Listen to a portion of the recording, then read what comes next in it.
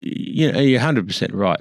The first thing we've got to do is stop treating Aboriginals as a whole one homogeneous group. Look at me. As much as I like the government wanting to buy me a house and looking after me, I don't need it. I've got a business and I've my kids have got their own businesses and that. We don't need that.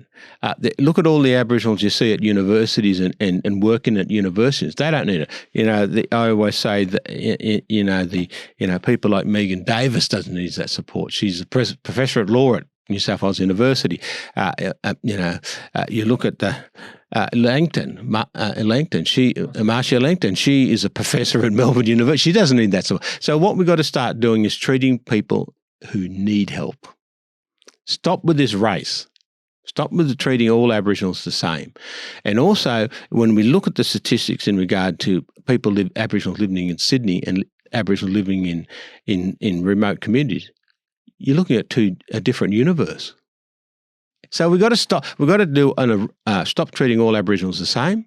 We've got to start doing regional approaches. So what is in Sydney is going to be less support than what we need for someone living out the back of Burke, for argument's sake. And so we need to start making those approaches. The other thing is you've got to make tough decisions. Like you look at the Northern Territory. Now, Northern Territory can be another Western Australia in regard to the mining industry, in regard to gas, in regard to all these things. It could be and both Labor and the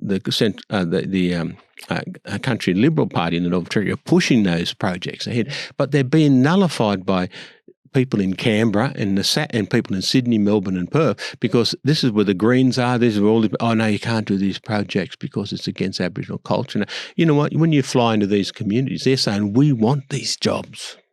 We want this mining project to go ahead, or this energy project to go ahead, or this agricultural project to go ahead, infrastructure and all this type of stuff to happen, because especially when you get some of these clan leaders who are the elders who have been around since the 60s, where they had a better education under the mission system, and where they've travelled around the world because of their art, selling their art and that. They've seen what you can get when you have an economy that's working, and also they've seen the opposite to what's happening to their communities in regard to crime rates.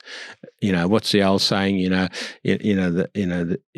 Idle hands is the devil's playground, and they've seen this, and they want these things to happen so that their communities can become self-sufficient. So that's the first part of that process, and to get them educated to do that. Yep. The second part, of course, is that you've got to face the reality that some of these communities are not going to have those projects.